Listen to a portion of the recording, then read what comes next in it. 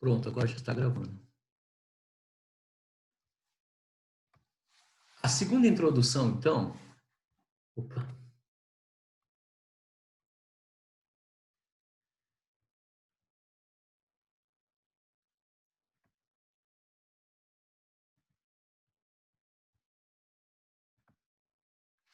A segunda introdução é como foram escritos os evangelhos e os livros do Novo Testamento. Naquela época, qual foi o primeiro livro que se escreveu como sendo um livro do Novo Testamento? Foi a carta aos Tessalonicenses do apóstolo Paulo, no ano 56. Então, veja, aqueles primeiros cristãos não tinham a Bíblia do Novo Testamento. Eles tinham a Bíblia Septuaginta, que era em grego, e a Bíblia hebraica, que era chamado Tanakh. Essa Bíblia aqui, ó. Dá para ver? Acho que não dá, né? Não dá para ver direitinho.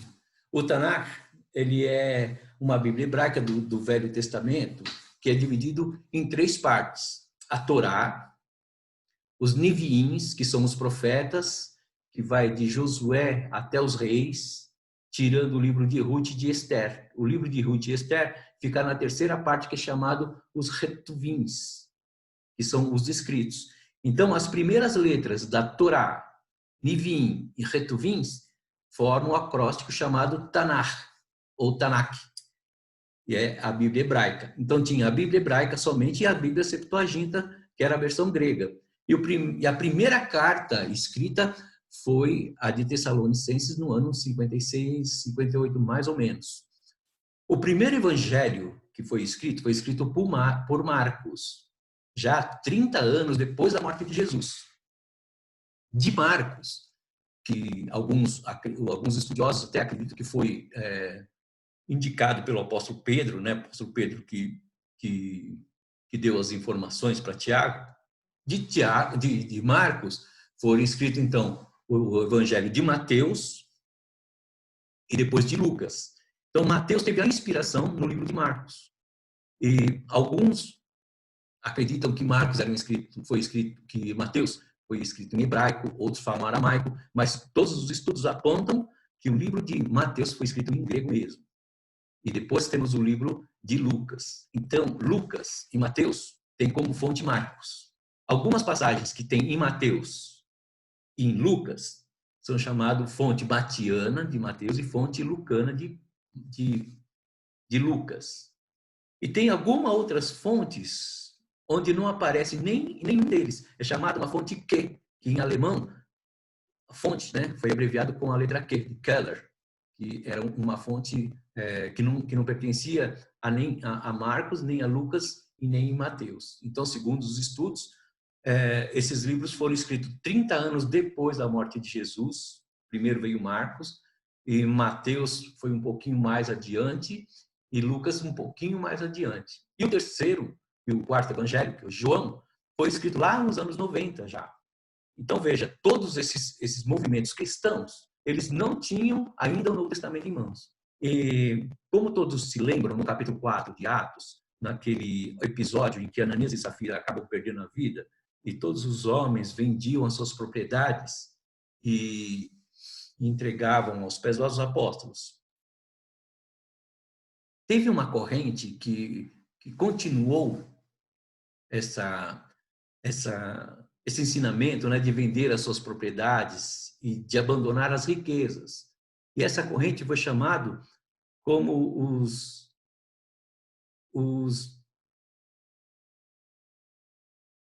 nazarenos, fomos chamados dos nazarenos. Então, os nazarenos tiveram essa doutrina de vender todos os seus bens e permanecer como eles eram. Da doutrina dos nazarenos, surgiram, então, os ebionitas. Esses ebionitas levaram avante essa doutrina de vender tudo o que tem, de ser pobres e seguir os ensinamentos de Jesus, né? Então, o tema que nós vamos abordar hoje vão ser os ebionitas, como que eram os pensamentos dos ebionitas, dos marcionitas, do maniqueísmo, do montanismo e, por último, os gnosticismo. Essas 5 correntes de pensamentos, no início da nossa era cristã, têm interpretações diferentes dos ensinamentos de Jesus. E esses ensinamentos também eles foram sendo distorcidos de alguma forma, né? como os gnosticismo, por exemplo, né? Uns falam até que foi um dos apóstolos que levou esse, como nós vimos na aula passada, levou esse conhecimento, essa doutrina do gnosticismo, né? Por distorções da sua doutrina, e teve também influência de uma outra religião, né? Que nós vamos ver aí. Então, os ebionitas, quem eram os ebionitas? Era um grupo de judeus convertidos que insistiam em preservar o judaísmo e obedecer às leis estipuladas por Deus de Moisés. Então, eles seguiam Jesus, mas eles guardavam toda a lei, tudo aquilo que Moisés mandava, as leis que eram obrigados os judeus a obedecer, eles obedeciam. Então, eles chamaram de cristãos judaizantes. Isso aí vocês vão ver que o apóstolo Paulo teve muita confusão com eles, né, no livro de Atos. Eles acreditavam que Jesus era o Messias judeu, enviado por um Deus judeu ao povo judeu para a lei judaica. Tudo para o judaísmo. Até mesmo Jesus fala, olha, eu não vim para as outras pessoas, eu vim primeiro para as ovelhas de Israel. Então, a interpretação dele, nesse caso, estava correta, né? Que Jesus veio para os judeus. Entendiam que a fé em Jesus nunca supunha uma ruptura com o judaísmo. A interpretação correta dessa religião foi revelada por Deus a Moisés no Monte Sinai, né? Então, Jesus veio cumprir a lei judaica. Então, era isso que eles acreditavam. Paulo era exatamente aquele que tinha entendido de uma maneira completamente errada do que eles entendiam. Porque Paulo falava que era pela fé, e para eles não, tinha que obedecer à lei judaica. Então, eles tinham os seus próprios livros. Eles tinham a Bíblia hebraica e o livro de Mateus. O livro de Mateus não tinha os 2 primeiros capítulos naquela época, para eles, né? Porque o que eles acreditavam? Que Jesus era um homem, somente nascido de uma mulher. Tanto é que quando tem um versículo lá em Isaías que fala assim, e a virgem conceberá e dará à luz um filho, todos sabem disso, né? Mas essa tradução, a virgem, foi uma tradução errada da Septuaginta. No original do hebraico, está escrito uma jovem, e aí a Septuaginta traduziu como virgem. Então ficou essa coisa, não é a virgem que dará à luz um filho, é uma jovem que dará à luz ao filho. Então eles entendiam que Jesus foi adotado como o Messias na hora do seu batismo. Quando ele foi batizado, então Deus adotou Jesus como sendo o seu ungido. Então é por isso que a crença dos ebionitas é chamada de adocionismo, porque eles creiam que Jesus foi adotado por Deus, né? Mas ele era um homem normal, não era Deus, porque Deus para eles era um só, era só um Deus, né? Jesus nunca poderia ser Deus para eles, ele era apenas um ungido escolhido por Deus. Os marcionitas eram seguidores de um homem que chamava Marcião, um grande teólogo, pregador do século II, que morava na Ásia Menor, passou um tempo em Roma, depois que ele foi expulso da igreja, ele retorna para a Ásia Menor e estabeleceu mais ou menos umas 100 igrejas na Ásia Menor, né? Ali no sul da Turquia, no sul do noroeste da Turquia, né? Lá em Éfeso, para aquele lugar lá, ele estabeleceu 100 igrejas. Então, não era um homem ignorante, né? Era um homem que entendia muito daquilo que estavam já ocorrendo naquela época. Era mais ou menos no ano 100 e pouco depois de Cristo, né? Mas Deus escreveu um livro chamado Antítese, que são declarações contrárias, que mostrava uma divergência entre Deus do Antigo Testamento e o de Jesus. Porque o que eles falavam? Que os seguidores de Jesus não deveriam ser associados a judeus e o judaísmo de nenhuma forma. Porque ele acreditava o seguinte, olha, o Deus de Jesus não pode ser o Deus do Velho Testamento. Porque o Deus de Jesus é um Deus de amor. O Deus do Velho Testamento é um Deus irado. Escolheu Israel e põe Israel. Quer matar todo mundo, né? E era um Deus muito irado. Então, esse Deus de Jesus não pode ser o Deus de Israel. Então, com isso, o que ele fez? Ele foi o cara que começou a montar o cânon das Escrituras. Olha só a importância dele. Ele tem as 13 cartas, né, do apóstolo Paulo, excluindo aquelas outras cartas pastorais, e o Evangelho de Lucas. Esse era a Bíblia dele. As cartas do apóstolo Paulo e o Evangelho de Lucas. Ele achava que o apóstolo Paulo foi o único que entendeu os ensinamentos de Jesus. Então, ele era a oposição dos bionitas. Enquanto o bionita achava que o apóstolo Paulo não tinha entendido nada, que estava querendo destruir a lei, para Marcião, Paulo era o cara. Ele entendia tudo daquilo que Jesus ensinou, né? E com isso, ele então fez essa Bíblia com as 13 cartas do apóstolo, com as 10 cartas do apóstolo Paulo, né? E menos aquelas 3 pastorais, 10 cartas do apóstolo Paulo e o Evangelho de Lucas. Mas aí o que ele fez? Quando ele pega o Evangelho de Lucas, tudo aquilo que Lucas falava do Deus do Velho Testamento, ele editou e tirou. Então ele tem um livro de Lucas modificado e as cartas do apóstolo Paulo. Se o apóstolo Paulo se referisse a Deus do Velho Testamento, ele também editava e tirava, né? Então ficou uma Bíblia meio esquisita. Então, mas foi o primeiro livro do Novo Testamento, né? Foi através de Marcião. Então, para Marcião, Deus era docetismo. O que ele achava de Jesus? Ele achava que Jesus parecia um humano, mas ele não era um humano. Ele era um ser divino. Ele só parecia. Por isso, então, os docetas, no grego, de dokel, né, que significa parecer. Então, os ebionitas era adocionismo, porque acreditava que Deus adotou Jesus, e para Marcião era docetismo, que acreditava que Jesus parecia homem, mas era o próprio Deus.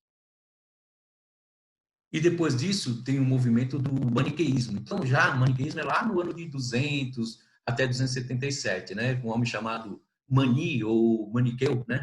Ele era da Mesopotâmia, que desenvolveu um sistema peculiar filosófico no meio do século III, né? Em 240 por aí.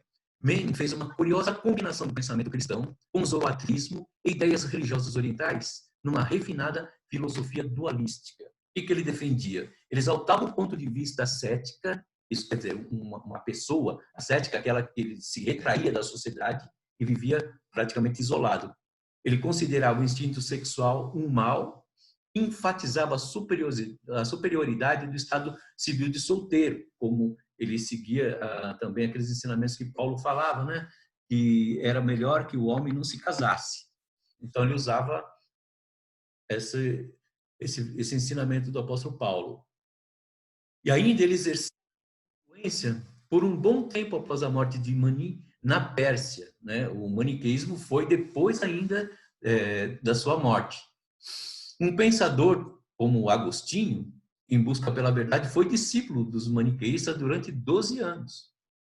Então, eles tinham uma filosofia, mas eles se achavam superior às outras pessoas, né? Então, eles eram muito orgulhosos, porque eles achavam que, através do conhecimento que eles tinham, através, então, da separação que ele tinha da sociedade, eles achavam pessoas muito superiores, né? E orgulhosos. Foi com isso depois que o Agostinho escreve contra o maniqueísmo, né?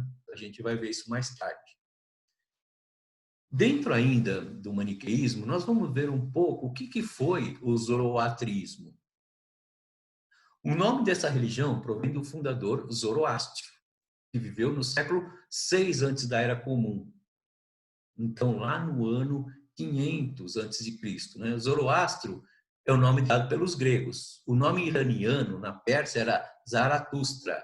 Todo mundo conhece a música Assim Falou Zaratustra, né? Que todo mundo toca nos casamentos, né? Tará, tará, né? Todos conhecem. Essa religião também é chamada de Mazdeísmo, que era o nome do Deus Supremo dele, chamado Ahura Mazda, Senhor Sabedoria. E é engraçado que essa religião, que foi lá na Pérsia no século VI a.C., já era a religião dos reis persas, né? Desde Ciro até o último rei Dario IV, Dario III, que foi conquistado por Alexandre, era uma religião daquela época. E eles influenciaram até mesmo os muçulmanos no século VII. A primeira forma da religião de salvação após o além. Então, foi uma das primeiras religiões que criam na salvação depois da morte. Porque até no Velho Testamento a gente pode ver que quase que não tinha essa crença da vida após a morte, né? Isso foi desenvolvido bem depois, porque não é que foi desenvolvido. Foi, como a gente sabe na doutrina que a gente estuda a respeito de Deus, Deus ele vai se manifestando gradativamente. Então, já existia salvação, só que ainda não estava sendo revelada como veio sendo revelada por Jesus, né? E ele influenciou o judaísmo, ele influenciou o cristianismo e o islamismo, e deixou sua marca no islamismo iraniano sobre a forma do xiismo, lembra? Dos xiitas, sem falar da influência de seus ramos no mitraísmo, maniqueísmo e gnosticismo. O mitraísmo era uma religião dos soldados romanos, de Mitra. Esse deus mitraísmo era comemorado o nascimento no dia 25 de dezembro. É chamado o Sol Divino, né? E esse 25 de dezembro passou para o cristianismo como sendo o nascimento de Jesus. E hoje a gente comemora o nascimento de Jesus no dia 25 de dezembro, que foi, no seu início, voltado ao mitraísmo. Comemorava-se o nascimento de Mitra.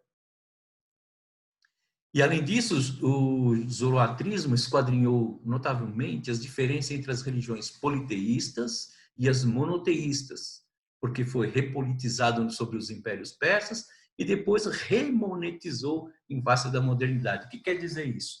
Que o zoroatrismo era uma religião monoteísta, acreditava no deus Ahura Mazda, como um deus supremo da sabedoria. Mais tarde, ele também teve a influência das heresias. As heresias colocou no zoroatrismo um deus acima de Ahura Mazda, que era um deus supremo, que criou Ahura Mazda e criou Ahriman, que era um irmão de Ahura Mazda. E esse Ahriman era o deus mau, e Ahura Mazda era o deus do bem. Então, essa foi a heresia. E esse Ahriman é que deu origem na religião judaica de Satanás. Porque antes a gente via, por exemplo, até em Samuel, fala assim, um espírito mau da parte do Senhor atormentava Saul. Não fala que era o diabo. Um espírito mau orientou fazer isso, fazer aquilo. Mais tarde, por influência do zoroatrismo, aparece Satanás na Bíblia, com o nome, né, de Satanás, porque quando a gente lê no original que Balaão estava indo para amaldiçoar, né, os filhos de Israel, e a mula empacou, e a mula falou com ele, porque havia um que era contra a passagem dele. E esse contra era chamado de Satã, aquilo que era oposto, que fazia oposição. Então, esse nome Satã, primeiramente, foi dado àquilo que fazia oposição, não era ainda o diabo. Mas depois do zoroatrismo, que teve grande influência nos escritos, principalmente, a gente pode ver isso, nos escritos de Crônicas. Crônicas foi um escrito depois do exílio da Babilônia. Ele recebeu toda a influência das crenças do zoroatrismo, e aí aparece, olha, Satanás impulsionou Davi a fazer o censo, né?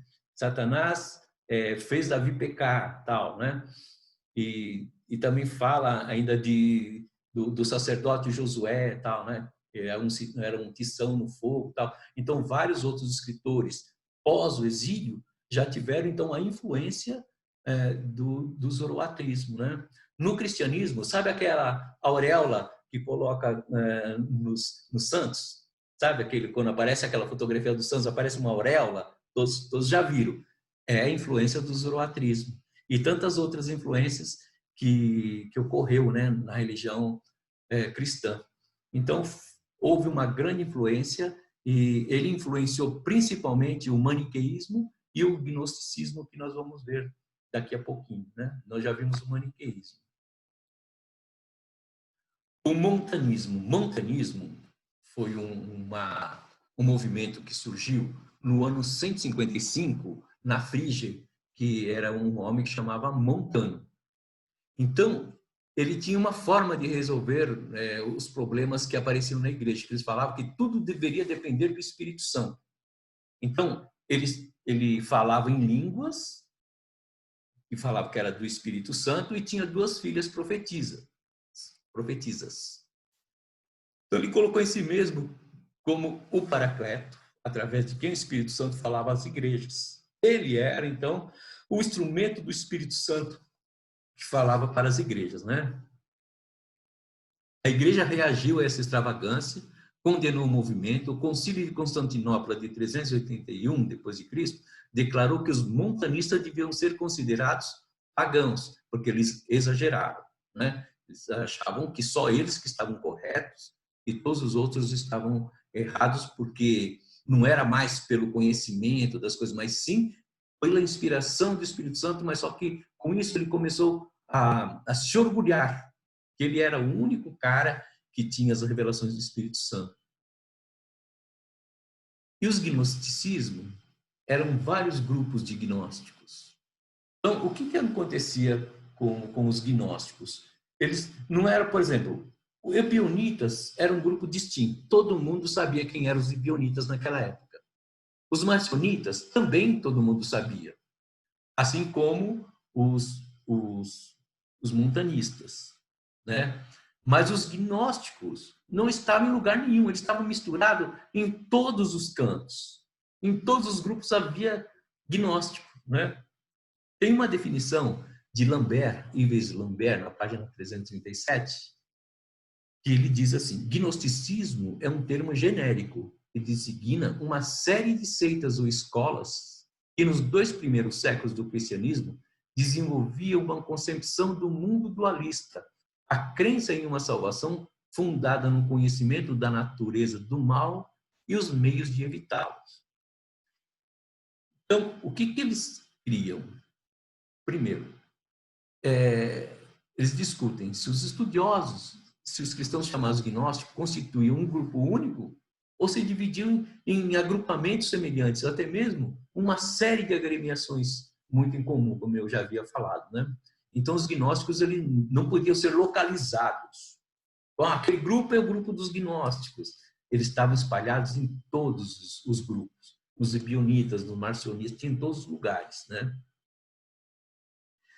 Os gnósticos acreditavam que o mundo não era a criação de um único Deus verdadeiro. Então, o que eles acreditavam? Eles acreditavam, como a heresia do zoroatrismo, acreditavam que havia um Deus supremo que criou, então, várias classes de deuses.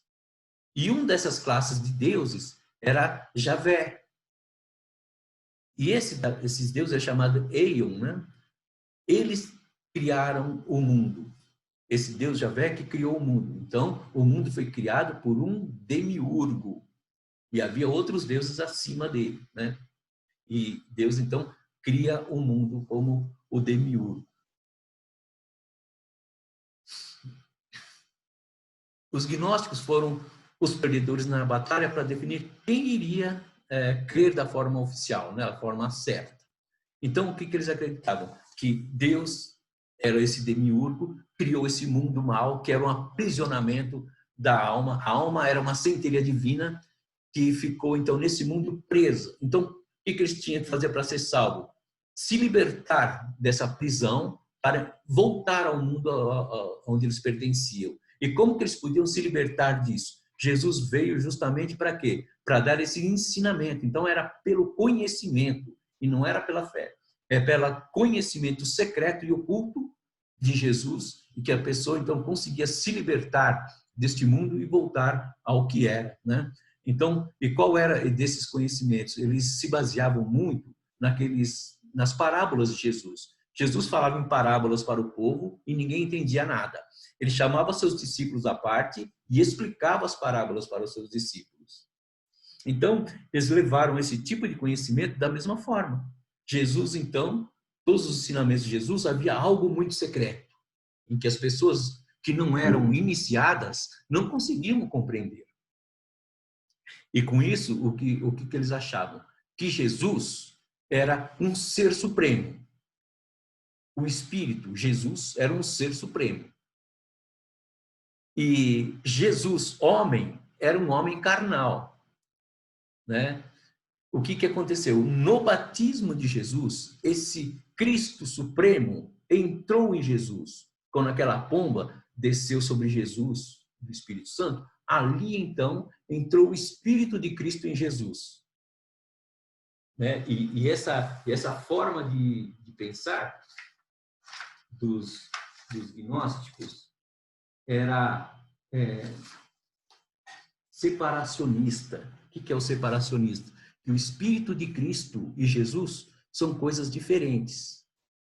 Né? No batismo, onde desce a pomba, veio o Espírito de Cristo e habitou em Jesus. Na hora da sua morte, esse Espírito de Jesus, de Cristo, sai de Jesus e Jesus clama: meu Deus, por que você me desamparou?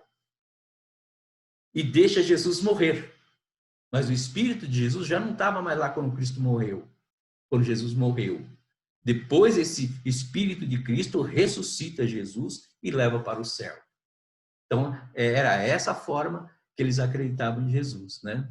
Que Jesus, então, era um Espírito e que o homem Jesus, né, foi habitado por esse Espírito. E com isso, então, ele conseguia dar esses ensinamentos, né? Mas, então, e toda essa forma de crença não foi assim, alguma coisa que durou pouco tempo. Era uma coisa que dominava mesmo aquela época, né? Então, aparece alguns outros homens que chamado, então, esse estudioso americano chamou de proto-ortodoxos. Esse proto-ortodoxos, o que eles falavam? Eles falavam o seguinte: olha, nós temos o conhecimento dos ensinamentos de Jesus e dos apóstolos. Todos os outros grupos não têm esse conhecimento. Então, aí começou então a grande batalha contra os... É engraçado, aparece aqui um monte de rabisco, vocês estão vendo na tela? Não sou eu que estou rabiscando. Aparece então, contra os ebionitas, quando fala que Cristo era só um homem, os proto-ortodoxos falaram que Jesus Cristo era Deus. Para aqueles que afirmavam que Cristo era só espírito, como os gnósticos, ele falava que Jesus também era homem. Então, isso se chamou de hipotástico. Então, a visão dos proto-ortodoxos, que Cristo era hipotástico, quer dizer que Jesus, Cristo, era Deus e homem ao mesmo tempo. E é isso que a gente acredita hoje. Então, essa batalha dos proto-ortodoxos ganhou a guerra das ideias.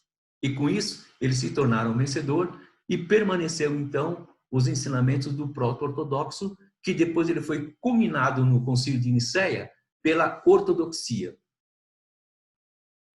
E com isso, nós temos, então, toda a nossa crença baseada nessa crença ortodoxa. Um dos primeiros pais da igreja, no ano 160, já falava que a igreja era católica. Então, não era católica romana, era uma igreja católica. O que dizer o termo católico? Uma igreja universal. Quem afirmou isso foi Inácio de Antioquia. Ele falou: a igreja é católica, a igreja é universal. Porque naquela época existia 5 centrais do cristianismo. A primeira era Jerusalém, depois tinha Antioquia, Alexandria, Constantinopla e Roma. 5 centrais, 5 bispos que administravam essas centrais. Então, para Inácio de Antioquia, a igreja era católica, não era somente essas 5 centrais, era uma igreja universal. Então, o termo católico no grego quer dizer universal. E esse termo católico, ele entrou no credo niceno, como bem no fim do credo diz assim: nós cremos em uma única igreja católica e apostólica, mas não romana. A romana foi outra coisa que a gente vai estudar mais tarde. Então, a nossa igreja, desde o início, era católica, mas não a igreja católica dos padres agora, né? Não a igreja católica como ela é hoje, mas a nossa igreja era católica como é hoje ainda. Por quê? Nós não cremos que a Igreja de Cristo é universal. A Igreja de Cristo não está baseada nas placas, a Igreja Batista, a Igreja Metodista, tal. Ela é uma igreja universal, uma igreja católica. E nem a universal do Edir Macedo. É uma igreja católica e apostólica. Então, essa visão dos proto-ortodoxos que acabou prevalecendo, porque os proto-ortodoxos eram homens muito inteligentes, né? A gente tem Inácio de Antioquia, Eusébio de Cesareia, tem Irineu de Leão, tem Atanásio e tantos outros homens que a gente vai acabar estudando nas próximas aulas, né? Então, esses homens conseguiram, então, estabelecer a maneira correta de acreditar em Jesus. E isso que é chamado de ortodoxia, da qual nós somos ortodoxos, ou nós, a Igreja Batista, a Palavra Viva, somos ortodoxos, fundamentalistas e renovados.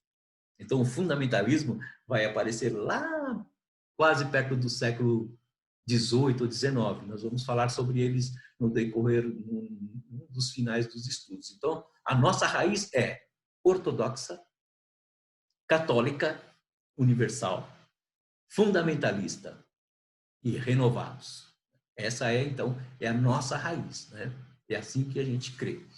Então, o resumo de toda essa aula diz o seguinte: os ebionitas, quanto à lei, eles acreditavam na lei.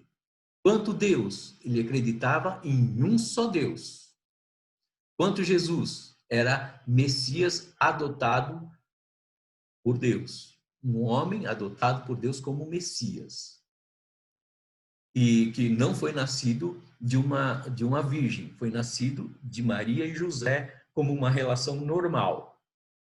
A salvação pela morte de Jesus, e acreditavam no Tanar, eles usavam o livro de Mateus e discordavam completamente do apóstolo Paulo. O apóstolo Paulo, para eles, era um apóstata.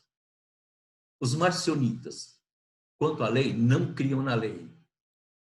Em Deus, é um Deus de Jesus, não o Deus dos judeus. Em Jesus, não humano, porque ele era doceta. Porque ele cria que Jesus era um ser divino. Parecia homem, mas era divino. Quanto à salvação pela morte de Jesus. Tanakh não queria nem ver o Velho Testamento. O Lucas, ele acreditava no livro, o livro deles era o livro de Lucas, sem os 2 primeiros capítulos, e as 10 cartas do apóstolo Paulo. Concordava completamente em Paulo. O maniqueísmo não acreditava na lei, Deus para ele era um demiurgo, como era o caso lá do zoroatrismo. Jesus, luz para a salvação liberta a luz da alma, como a gente estava vendo lá dos gnósticos. Não cria no Tanakh, não cria no Novo Testamento, não cria no apóstolo Paulo, nos ensinamentos do apóstolo Paulo. Ele tinha um ensinamento baseado praticamente nos ensinos de Zoroastro. O montanismo não cria na lei, cria num Deus único, cria Jesus como Messias, a salvação era a morte de Jesus, criam no Tanakh, criam em todos os livros do Novo Testamento e discordavam algumas coisas do apóstolo Paulo. O gnosticismo não cria na lei. Deus para eles era um demiurgo, era um Deus menor, criado por um Deus maior, né, para fazer aqui da terra a prisão da alma, né? Jesus para eles era um ser divino que não se misturava com o Cristo, Jesus, com o Jesus humano, né? Ele apenas entrou em Jesus humano na hora do seu batismo. E a salvação vem pelo conhecimento e não pela fé. É o conhecimento que liberta a alma do mal, né, que aprisiona aqui na terra. Enquanto os homens não tiverem conhecimento oculto das doutrinas de Jesus, ele não poderia se salvar. Não cria no Tanakh, que era o Velho Testamento, e tinha os livros próprios do Novo Testamento, né, os livros baseados nos ensinamentos do zoroatrismo. E também não acreditava no apóstolo Paulo. Então veja, né, era uma bagunça só. E ainda existia, no tempo de Serapião, que era um dos bispos, eu acho que era de Cesareia ou Antioquia, corria, naquela época dos novos cristãos, o Apocalipse de Pedro e o Evangelho de Pedro. E foi lido em muitas igrejas. Então, Serapião teve assim um pensamento. Falou, não, esse livro não foi escrito pelos apóstolos. Então, ele não vai poder fazer parte da nossa leitura. E ele teve um sentimento que aquele livro não foi escrito pelo apóstolo Pedro, mas foi escrito depois. Então, ele já tirou das igrejas dele a leitura do Evangelho de Pedro. E assim com tantos outros evangelhos que corriam ali nos primórdios, né? Agora, a gente fala assim, com tanta discórdia, com tanta coisa, como que a igreja cresceu tanto? Então, a igreja cresceu tanto, principalmente por causa do Império Romano. Às vezes a gente fala, o Império Romano perseguiu a igreja, mas não só perseguia a igreja. Ele tinha já uma distinção entre o judaísmo e o cristianismo. Né? O judaísmo pagava um imposto por não querer obedecer às leis do Império Romano. Os cristãos já desfrutavam de uma certa penetração na sociedade, porque veja, lá em Roma, principalmente, que ninguém sabe quem fundou a Igreja de Roma, mas em Roma o que acontecia? Tinha duas camadas. A camada mais elitizada falava latim. Os escravos, os pobres falavam grego.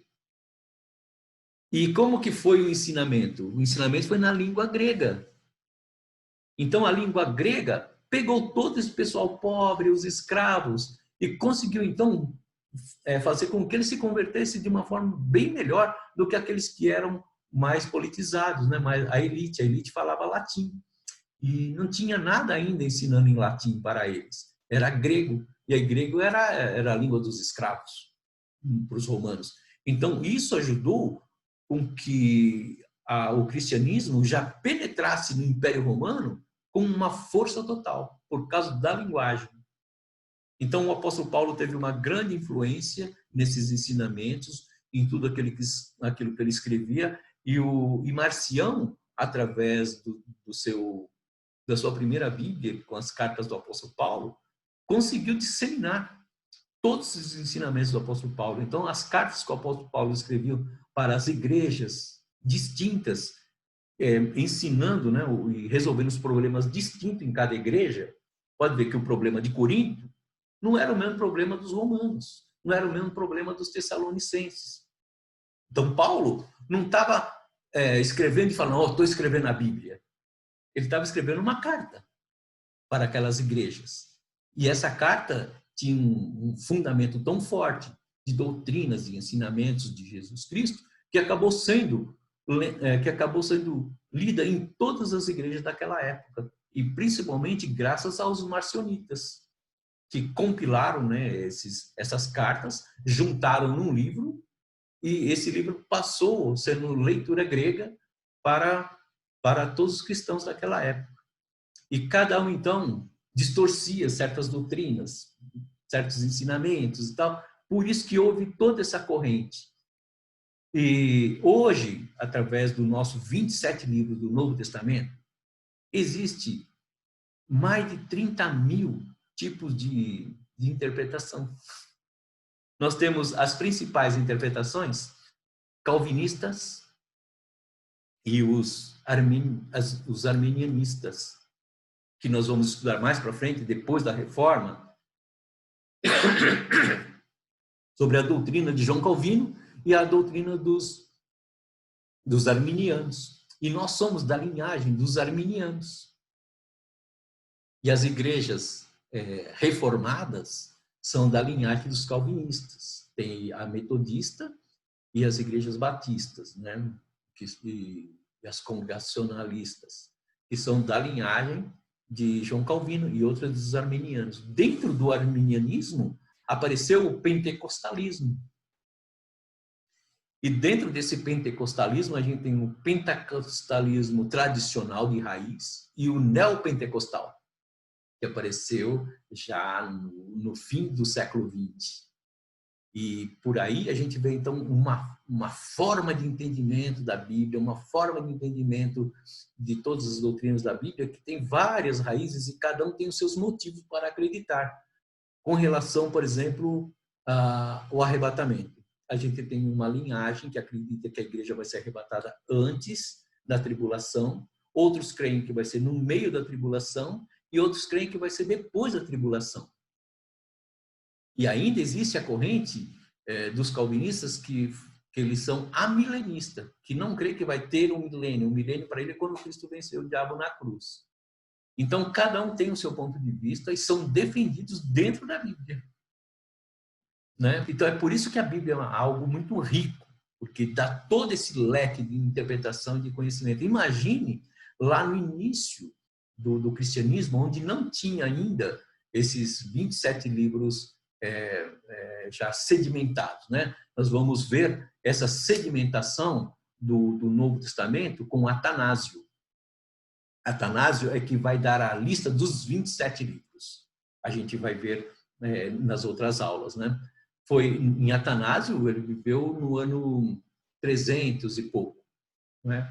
Então, a gente vai perceber que depois que ele estabelece esse 27 livros, ele permanece para a posteridade e hoje você pode comprar o Novo Testamento em qualquer lugar do mundo, será sempre 27 livros. E isso nós temos que dar graças a Deus pelos padres, né? Pelos pais iniciais da igreja. Quando a gente fala padres, também é pais, né? Não é somente o padre da igreja católica. Depois que a gente estudar a perseguição do Império Romano, estudar Constantino, a gente vai entender um pouco da igreja católica como ela é hoje. Né? E como ela dominou por 1000 anos. Por exemplo, os ebionitas, eles tiveram a sua origem lá, talvez em Atos, né? Naquela época em que eles traziam as suas riquezas aos pés dos apóstolos, e durou até o século XI. Isso quer dizer que foi até o ano 1000 ainda existiam os ebionitas. Hoje a gente tem